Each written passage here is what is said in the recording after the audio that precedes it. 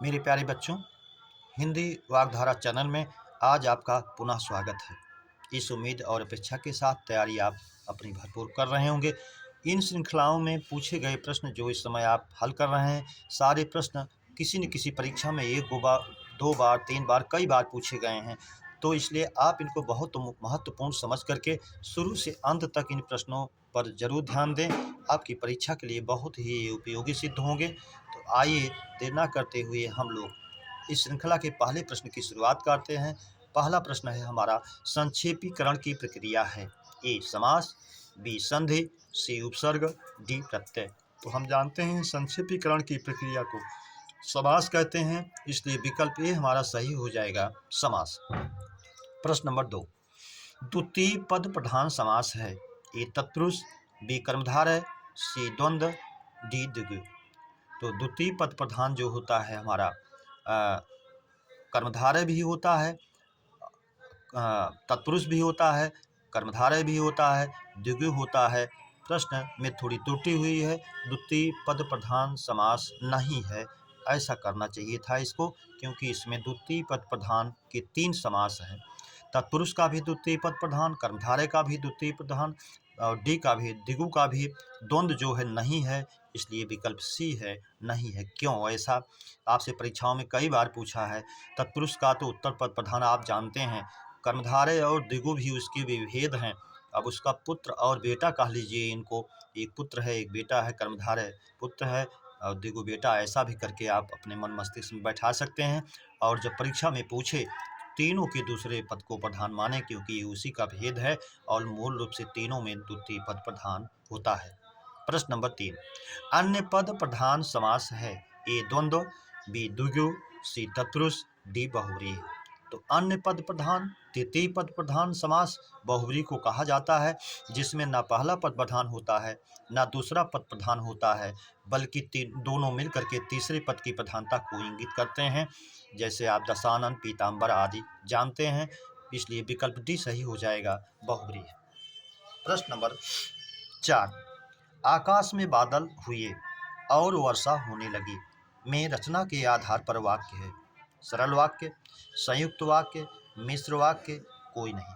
तो आप जानते हैं, जब दो प्रधान वाक्य को, मुख्य वाक्य को किसी कंजक्शन से, संयोजक से जोड़ा जाता है तो संयुक्त वाक्य हो जाता है। यहाँ और संयुक्त वाचक से जोड़ा गया है, इसलिए विकल्प भी हमारा सही हो जाएगा, संयुक्त वाक्य। प्रश्न नंबर 5, और, एवं, तथा, या, अथवा, इसलिए, अतः, फिर भी, तो, नहीं तो, किंतु, परंतु, लेकिन, पर, ये सब आए। तो ये वाचक चिन्ह किस वाक्य का है? तो हम जानते हैं, अभी ऊपर के वाक्य में भी हम लोगों ने अध्ययन किया, देखा और आया था, तो ये हमारा जाता है संयुक्त वाक्य में, इसलिए विकल्प भी हमारा सही हो जाएगा। प्रश्न नंबर 6, कि, क्योंकि, ताकि, जैसा कि, जो सो, जितना उतना किस वाक्य का वाचक है? सरल वाक्य, संयुक्त वाक्य, मिश्र वाक्य, किसी का नहीं। तो हम जानते हैं कि, क्योंकि, ताकि, जैसा कि, जो सो, जितना उतना, जैसा वैसा, जब तब, जहाँ वहाँ, जिधर उधर, अगर, यदि तो, यद्यपि, तथापि, ज्यों ही त्यों ही, जब तक, जहाँ तक, ऐसे वाचक चिन्ह मिलें तो आप उनको हमेशा मिश्र वाक्य में ले जाएं, इसलिए विकल्प सी हमारा सही हो जाएगा, मिश्र वाक्य। प्रश्न नंबर 7, घोड़ा, गाय, नदी, मनुष्य, नगर में संज्ञा है। ए व्यक्तिवाचक, बी जातिवाचक, सी भाववाचक, डी द्रव्यवाचक। तो हम जानते हैं ये सब किसी जात के सूचक हैं। घोड़ा भी अगर घोड़ा में चेतक कह दे तो व्यक्तिवाचक हो जाएगा, गाय भी जातिवाचक है, अगर इसमें सिंधी गाय कह दे, हरियाणा कह दे, जर्सी कह दे तो व्यक्तिवाचक हो जाएगा। नदी ये भी जातिवाचक है, इसमें गंगा, यमुना, सरयू किसी एक का नाम ले लें, व्यक्तिवाचक।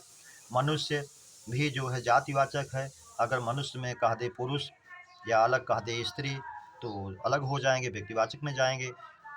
नगर, नगर में भी किसी का नाम नहीं लिया गया है, जातिवाचक है, इसलिए यह भी जात में जाएगा, तो सब मिलकर के जातिवाचक में जाएंगे, विकल्प भी हमारा सही हो जाएगा। प्रश्न नंबर 8, ऊन, प्लास्टिक, चीनी में संज्ञा है। ए व्यक्तिवाचक, बी जातिवाचक, सी भाववाचक, डी कोई नहीं। तो ऊन, प्लास्टिक, चीनी, स्टील, ये सब चमड़ा जो भी आए ये सब द्रव्यवाचक में जाता है, इसलिए जो है ये द्रव्यवाचक में जाएगा। विकल्प में त्रुटि हो गई है, द्रव्यवाचक लिखा नहीं गया है, तो द्रव्यवाचक में जाएगा ये। विकल्प डी हमारा सही हो जाएगा, द्रव्यवाचक। प्रश्न नंबर 9, बात को कहने वाला पुरुष होता है। ए प्रथम पुरुष, बी मध्यम पुरुष, सी उत्तम पुरुष, डी कोई नहीं। तो बात को कहने वाला उत्तम पुरुष, सुनने वाला श्रोता जो होता है वो मध्यम पुरुष, और बात जिसके विषय में कही जाती है प्रथम या अन्य पुरुष होता है। तो बात को कहने वाला जो होता है, वक्ता होता है, वो उत्तम पुरुष होता है। इसलिए विकल्प सी हमारा सही हो जाएगा। प्रश्न नंबर 10, जो बोओगे सो काटोगे में सर्वनाम है। ये संबंधवाचक, बी प्रश्नवाचक, सी पुरुषवाचक, डी निश्चयवाचक। तो यहाँ दोनों सर्वनाम एक दूसरे से संबंध बता रहे हैं। जो सो, अब जानते हैं वाचक चिन्ह के रूप में भी जो सो संबंधवाचक का सूचक है, इसलिए संबंधवाचक में जाएगा। विकल्प ए हमारा सही हो जाएगा। प्रश्न नंबर 11, वह क्या चाहता है में सर्वनाम है। ए प्रश्नवाचक, बी निश्चयवाचक, सी अनिश्चयवाचक, डी कोई नहीं। तो वह क्या चाहता है, इसमें प्रश्न किया जा रहा है, इसलिए जो सर्वनाम का एक भेद प्रश्नवाचक है 6 भेदों में, तो वो प्रश्नवाचक में जाएगा। विकल्प ए सही हो जाएगा। आप जानते हैं सर्वनाम के 6 भेद होते हैं, और सर्वनाम की संख्या आपसे पूछता है तो आप 11 होती है जानते हैं। अगला प्रश्न है हमारा, वर्षण का विलोम है। आवर्षण, अनावर्षण, दोनों, कोई नहीं। तो वर्षण माने वर्षा होती है, आवर्षण इसका विलोम होगा वर्षा ना होना, अनावर्षण। तो दोनों हो जाएगा, वर्षण बरसना का, अवर्षण अनावर्षण, इसलिए विकल्प सी हो सही हो जाएगा, दोनों। प्रश्न नंबर 13, इनमें तत्पर का पर्याय नहीं है। ए सन्नद्ध, सन्नद्ध माने लगा हुआ, तत्पर हुआ, तो ये तो है। बी कटिबद्ध, उसके लिए तैयार है, उसके लिए सन्नद्ध है, उसके लिए उद्यत है, ये भी है। और तत्पर का तैयार मूल रूप से होता ही है। प्रबुद्ध, बुद्धिमान लोग, बुद्धिजीवी, सुधी, तो ये बेमेल है, इसलिए यह पर्याय नहीं है। विकल्प डी हमारा सही हो जाएगा। प्रश्न नंबर 14, स्वच्छ का पर्याय है। नीरज कमल का पर्यायवाची है। पंकिल जो कीचड़ युक्त है वो पंकिल है। सी नीरद, नीर को देने वाला बादल है। डी निर्मल, स्वच्छ, तो इसका सही हो जाएगा पर्याय स्वच्छ। प्रश्न नंबर 15, अर्जुन का पर्याय है। ए पार्थ, बी बृहन्नला, सी गुडाकेश, डी सभी। तो सभी है, ये पार्थ पृथा के पुत्र पार्थ कहलाए। बृहन्नला अज्ञातवास के समय जो है ये अपना नाम बदल करके बृहन्नला रखते थे, ये भी है। सी गुडाकेश, नीत पर गुडाका प्लस इस, नीत पर विजय प्राप्त करने वाले, ये भी अर्जुन हैं। जबकि एक अन्य इसका अर्थ शिव के पक्ष में भी पता संदर्भानुसार आप जाने होता है, इसलिए विकल्प डी यहाँ सभी में जाएगा। प्रश्न नंबर 16, अवनीन्द्र का संधि विच्छेद है। अवनी प्लस इंद्र, अवनी प्लस इंद्र, अवन प्लस इंद्र, कोई नहीं। तो अवनी प्लस इंद्र, अवनी प्लस इंद्र, ये भी आपके पिछले एसआई की परीक्षा 21 में पूछा था। तो अवनी माने भी पृथ्वी होता है, अवनी भी होता है, लेकिन यहाँ मूल रूप से अवनी ही माना जाए तो बेहतर होता है, और आयोग ने भी अवनी को ही माना था, इसलिए विकल्प ए ना मानकर आप विकल्प बी माने, और आपकी परीक्षाएं में आए दोनों अवनी और अवनी दोनों रहे तो आप अवनी को ही माने, जबकि पृथ्वी दोनों का पर्यायवाची होता, लेकिन मूल रूप से इसको अवनी ही माने, अवनी प्लस इंद्र। प्रश्न नंबर 17, व्यंजन या स्वर के मेल को कहते हैं। व्यंजन या स्वर से मेल, जब व्यंजन का व्यंजन से मेल हो या स्वर से मेल हो तो उसको कहते हैं व्यंजन संधि, स्वर संधि, दोनों, कोई नहीं। तो व्यंजन का व्यंजन या स्वर से मेल होने पर व्यंजन संधि होती है। विकल्प ये हमारा सही हो जाएगा। प्रश्न नंबर 18, यदि आ या आ के बाद री आए तो अर किस संधि में होता है। यर स्वर संधि, वृद्धि स्वर संधि, अयादि स्वर संधि, गुण स्वर संधि। तो यदि आ या आ के बाद री आए तो अर होता है गुण स्वर संधि में। देव प्लस ऋषि देवर्षि, राजा प्लस ऋषि राजर्षि, महा प्लस ऋषि महर्षि, सब में अर हो रहा है, इसलिए विकल्प डी हमारा सही हो जाएगा, गुण स्वर संधि। प्रश्न नंबर 19, गीतांजलि का उचित संधि विच्छेद है। ए गीता प्लस अंजलि, गीत प्लस अंजलि, सी गीता प्लस जलि, गीतांग प्लस जलि, डी कोई नहीं। तो ये गीता प्लस अंजलि नहीं है बल्कि गीत प्लस अंजलि है, गीतों की अंजलि है, इसलिए विकल्प भी सही हो जाएगा, गीत प्लस अंजलि। प्रश्न नंबर 20, अनुरूप में कौन सा समास है? ए अव्ययी भाव, बी कर्मधारय, सी तत्पुरुष, डी कर्मधारय। कर्मधारय का 2 बार रिपीट कर दिया गया है, विकल्प दूसरा बदल के द्वंद्व कर दिया जाए। तो अनुरूप, रूप के अनुसार, अनु उसमें उपसर्ग है, तो आप जानते हैं जिसका प्रथम पद अव्यय उपसर्ग या निपात हो वो अव्ययी भाव होता है, रूप के अनुसार अनुरूप, इसलिए विकल्प ए हमारा सही हो जाएगा, अव्ययी भाव। अगला प्रश्न है, पंचरत्न में समास है, द्विगु, द्वंद्व, बहुव्रीहि, कर्मधारय। पंचरत्न 5 रत्नों का समाहार, तो ये जाएगा आपका द्विगु में, संख्यावाची है, पूर्व पद संख्यावाची है, द्विगु में जाएगा विकल्प ए। प्रश्न नंबर 22, यद्यपि मोहन धनी है तथापि दुखी है, में वाक्य है, यह वाक्य है साधारण वाक्य, संयुक्त वाक्य, मिश्र वाक्य, कोई नहीं। तो यद्यपि तथापि 2 सर्वनाम से जुड़ रहा है और 2 तो इसका जो सो जितना उतना जैसा वैसा, यद्यपि तथापि, तो ये जाता है आपका मिश्र वाक्य में, इसलिए विकल्प सी सही हो जाएगा, मिश्र वाक्य। प्रश्न नंबर 23, अपने हाथ से स्वयं काम करो का शुद्ध रूप होगा, अपना काम स्वयं करो, अपने से अपना काम करो, स्वयं से काम करो, हाथ से अपना काम करो। तो अपने हाथ से स्वयं काम करो यानी अपना काम स्वयं करो, विकल्प ए हमारा शुद्ध रूप हो जाएगा, सही।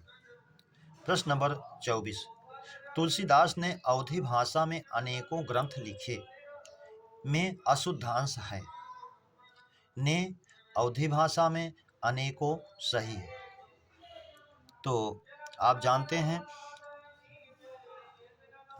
अनेक स्वयं में बहुवचन होता है, इसको अनेकों हम नहीं कर सकते हैं, इसलिए विकल्प सी हमारा अशुद्धांश है, अशुद्ध अंश वाला है। प्रश्न नंबर 25, तुमको मुझे पढ़ाना है, किस अंश में त्रुटि है? ए तुमको, बी मुझे, सी पढ़ाना, डी है। तुमको अशुद्ध अंश है, अगर ये होता तुम्हें मुझे पढ़ाना है तो शुद्ध होता, इसलिए अशुद्ध अंश वाला ये विकल्प है। प्रश्न नंबर 26, नरोत्तम में समास है, तत्पुरुष, कर्मधारय, बहुव्रीहि, द्वंद्व। नरोत्तम नरों में उत्तम, मनुष्यों में श्रेष्ठ, अधिकरण तत्पुरुष है, जो तत्पुरुष के अंतर्गत आएगा, विकल्प ए सही हो जाएगा, तत्पुरुष। प्रश्न नंबर 27, अंक में सोने वाला पुरुष, वाक्यांश का एक शब्द है, अंकसाई, अंकस्थ, अंकसा, अंकेश। तो अंक में सोने वाला पुरुष अंकसाई, अगर होता अंक में सोने वाली स्त्री या महिला के लिए अंकसायिनी, प्रायः दोनों पूछे जाते हैं, इसलिए आप दोनों को जानते रहें, विकल्प ए हमारा सही हो जाएगा, अंकसाई। प्रश्न नंबर 28, अनुचित बातों के लिए आग्रह वाक्यांश का एक शब्द है, दुराग्रह, स्वाग्रह, अनाग्रह, कोई नहीं। तो अनुचित बातों के लिए आग्रह दुराग्रह होता है, इसलिए विकल्प ए हमारा सही हो जाएगा। प्रश्न नंबर 29, गुरु के समीप रहकर अध्ययन करने वाला विद्यार्थी, वाक्यांश का एक शब्द है, अंतेवासी, प्रवासी, अप्रवासी, कोई नहीं। तो गुरु के समीप रहकर अध्ययन करने वाला वाक्यांश अंतेवासी होगा, विकल्प ए हमारा सही हो जाएगा। प्रश्न नंबर 30, निम्न में लाघव चिन्ह है, ए, बी, सी, डी, सब में दिया गया है। ये जो है अर्धविराम का है, बी लाघव का है, शब्दों को छोटा करने की प्रक्रिया है, उत्तर प्रदेश, डॉक्टर, प्रोफेसर जो आप लिखते हैं छोटा करके, लघु करके, विकल्प बी। ये पूर्ण विराम है, ये निर्देशक चिन्ह है। प्रश्न नंबर 31, सूर्य के अस्त होने का स्थान या सूर्य जिस पर्वत के पीछे छिपता है, अस्ताचल, उदयाचल, अचल, चल, चल चलने वाला, अचल जो ना चले, पर्वत, वृक्ष, उदयाचल सूर्य जिस पर्वत के पीछे उगता है, अस्ताचल सूर्य जिस पर्वत के पीछे छिपता है, अस्त होता है, विकल्प ए। प्रश्न नंबर 32, बाण का पर्याय है, सर होता है, सिलीमुख ये भी है, और सिलीमुख का बाण भी होता है, और इसका जो है भ्रमर भी होता है। सी नारा, नाराज, नाराज भी बाण का है। डी सभी। तो यहाँ तीनों पर्याय दिए गए हैं, बाण के सर भी, सिलीमुख भी, नाराज भी, इसलिए विकल्प डी हमारा सही हो जाएगा सभी। प्रश्न नंबर 33, पाहुना का पर्याय है, अतिथि है, पाहुन ये भी है, अभ्यागत ये भी अतिथि का है, इसलिए विकल्प डी सही हो जाएगा सभी। प्रश्न नंबर 34, प्रत्युत्पन्न मति का अर्थ है तत्पर बुद्धि, दीर्घ शुद्धि, दीर्घ सूत्री, मंद बुद्धि, कोई नहीं। प्रत्युत्पन्न जिसकी मति किसी कार्य के उत्तर के लिए तुरंत काम कर जाए वो है प्रत्युत्पन्न मति, तत्पर बुद्धि, इसलिए विकल्प ए हमारा सही हो जाएगा तत्पर बुद्धि। 35, ऐहिक का विलोम है, भौतिक, ऐहिक इस संसार से संबंध रखने वाला, भौतिक भी इसी संसार से संबंध रखने वाला, सांसारिक भी इसी संसार से संबंध रखने वाला, तो आध्यात्मिक तो ऐहिक का आध्यात्मिक सही हो जाएगा विलोम, इस संसार से कोई मतलब नहीं। प्रश्न नंबर 36, यदि तुम मेहनत करोगे तो अवश्य सफल होगे, में काल है, हेतु हेतु मत भविष्य, सामान्य भूत, सामान्य भविष्य, कोई नहीं। तो इसमें संभावना हेतु हेतु मत भविष्य की बात की गई है, यदि ऐसा करोगे तो ऐसा होगा, ये भी कंडीशनल वाक्य होता है। एक तो भूतकाल में होता है हेतु हेतु मत भूत, एक कार्य के होने पर दूसरा कार्य निर्भर करता है, वो भूतकाल की बात होती है, और ये भविष्य की बात होती है हेतु हेतु मत, यदि तुम ऐसा करोगे तो ऐसा होगा, यदि वह आए तो मैं जाऊँ, यह वह कहे तो मैं प्रयास करूँ, इस तरह के वाक्य कंडीशनल जो है, शर्तात्मक जो है, हेतु हेतु मत भविष्य में जाते हैं, विकल्प ए हमारा सही हो जाएगा। प्रश्न नंबर 37, परिपूर्ण में उपसर्ग है, ए परि, बी प्र, सी परि, डी कोई नहीं। तो परिपूर्ण, पूर्ण मूल शब्द है, परि चारों ओर से, तो परि उपसर्ग है, इसलिए बी ए उपसर्ग हमारा सही हो जाएगा, ए विकल्प परि। मेरे प्यारे बच्चों, इस श्रृंखला के प्रश्नों की चर्चा पर चर्चा विधिवत हम लोगों ने किया। उम्मीद करता हूँ ये श्रृंखलाएं आपको बेहतर लग रही होंगी, तो एक ही उम्मीद और अपेक्षा, अपने मित्रों में इसे शेयर जरूर करें, ये बड़ा पुण्य कार्य होगा आपके लिए भी। तब तक अगले श्रृंखला के मिलने तक आप सभी को हृदय से धन्यवाद। जय हिंद।